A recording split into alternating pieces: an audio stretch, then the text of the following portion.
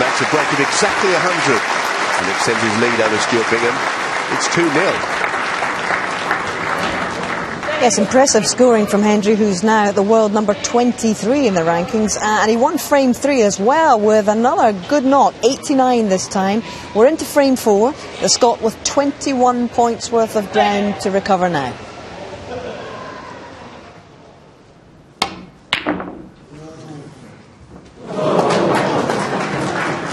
Well, Stuart, we pretty gutted. He was just getting out of his chair, actually.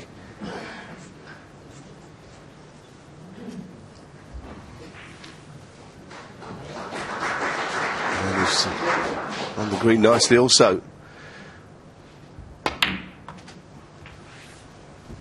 was a pretty outrageous fluke that he got. 4. You get all that close to the pot.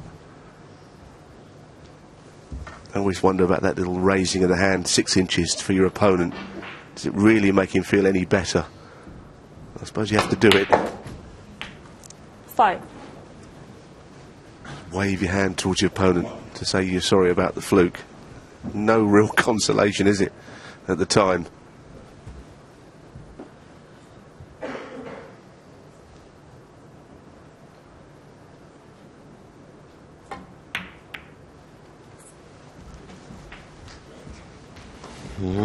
Well, Stuart, well, doesn't want to look. This is a good chance now for Stephen. Okay, the black's still tied up, but he can certainly build up a useful lead here. And still a possibility of winning the frame at this visit. Last 2 frames, he's made 89 in the last, 100 in the second frame. So you wouldn't put it past him. 18.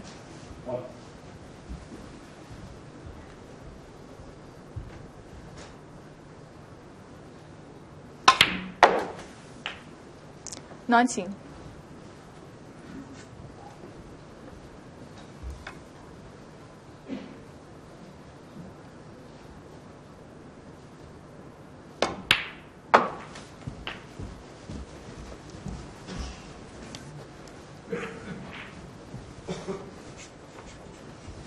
25.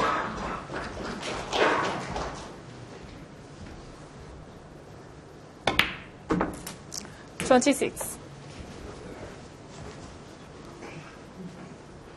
And as you saw, that pink would just pass the red to the right middle.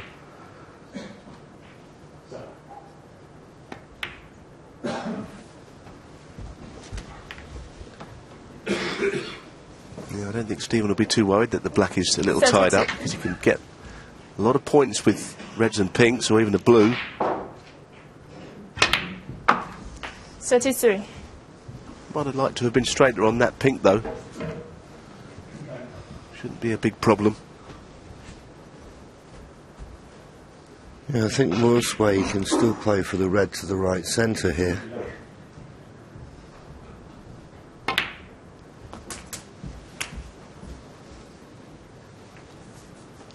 Okay, he's on a red to the left corner, but if he's got an angle on the red to the right centre, he can roll that in, and as long as he leaves himself a nice angle on blue or pink, as long as he's not dead straight on the red, he should be able to manoeuvre the cue ball.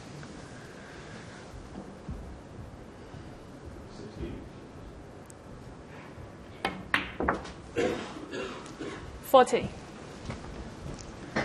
Nice angle on the blue, but he's got possibly 2 reds. I think the one to the left of the black nearest the top cushion is maybe available into the right corner. And that's the one he's played for. But he wanted that cue ball to be 45. maybe another 6 inches away from the cushion.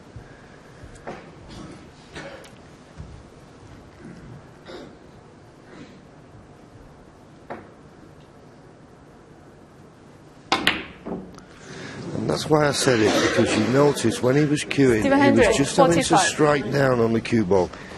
If it had been another 6 inches away from the cushion, he wouldn't have had to be striking down like that. And you strike down like that, and you just put a little bit of unintentional side, and that's what swerves the cue ball offline. Not one you'd have expected him to miss in his pomp, but those little errors just creep in now and then.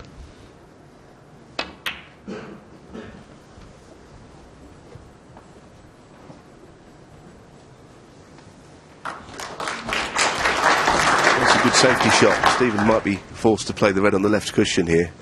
Either that or play out of a snooker when he isn't actually snookered on that red. Yeah, he doesn't really want to move the red on the left. So I think he's playing around two cushions. Maybe a thin glance. Oh, well, most of the time you'll see a player almost miss that one first time because they don't want to well, hit it too thick like he did. And what's the result he's had? He's left the red very adjacent to the left middle, but the blues come to his rescue. This is potable, but pressure on this.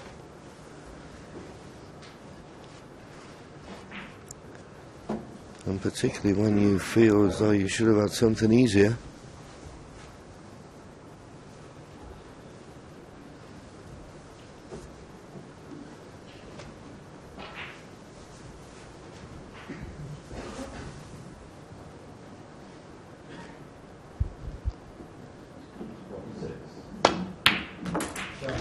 Good shot.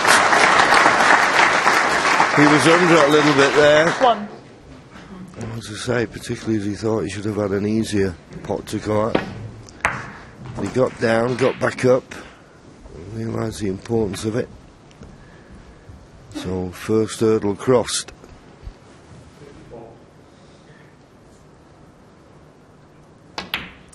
Yeah, I think he got down first time, was just slightly distracted by some movement there, but you know, if you're in that front row, Five. barely able to blink without being in play. It's so close, so he did well to keep his concentration going. Tried to develop that red. Not done it, but at least he's on the pink, so it's not bad. This would be a very important clearance should he make this. It puts him right in the match.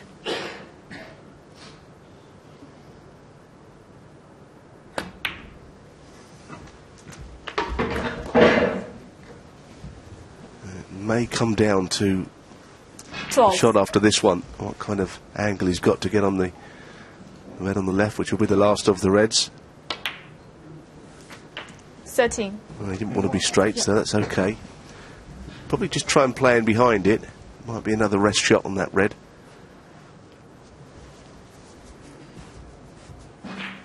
So it's an important one, this.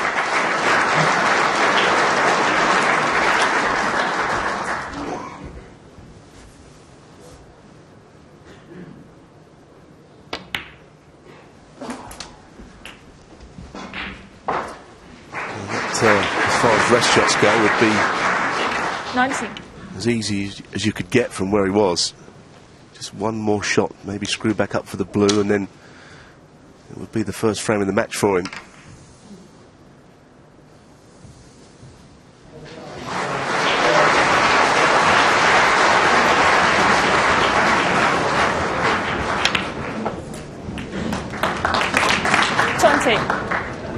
Now this is where you've got to keep your concentration, because on the other side of the wall, Quite please, thank you.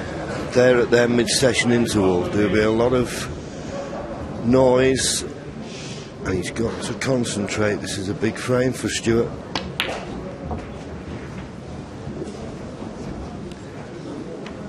And that little hub that goes around the audience of 24.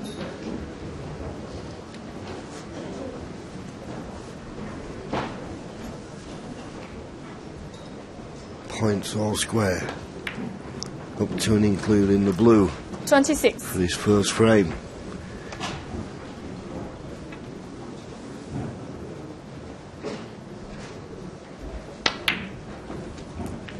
$29.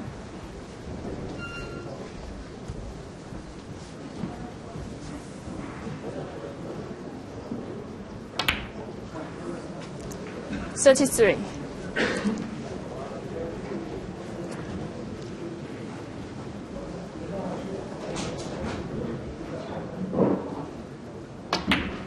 And that was the pot he wanted. 38.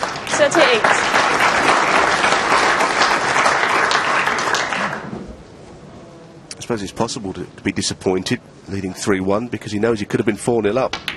But it's not the case. Stuart Bingham makes an important clearance there up until the black. And it's Stephen Hendry 3, Stuart Bingham 1. Yes, a relieved Stuart Bingham, and I wonder, as the seeded player this time, how much pressure Stuart Bingham feels. He's got to beat, or he's supposed to beat, a 7-times world champion. Yeah, there's a lot less now he's won that frame. For all the world, it was looking like 4-0. Probably a good time for an interval for both players there. Stephen will be kicking himself if he didn't go 4-0 there. Yeah, but Hendry looks good, Steve. Yeah, I think he's sort of less fearful of what's going to happen on the table at the moment. He's got a clearer head. But as John says, I mean, he would have loved 4-0 there, and he's the type of person that doesn't like anything average. He likes to be perfectionist. He does indeed. All right, well, we'll be back very shortly to watch that one. But, you know, we're often running here in Sheffield. We've only got another 156 hours worth of broadcasting to go until the trophy is hoisted on the 7th of May. The next hour in this instalment happens within 1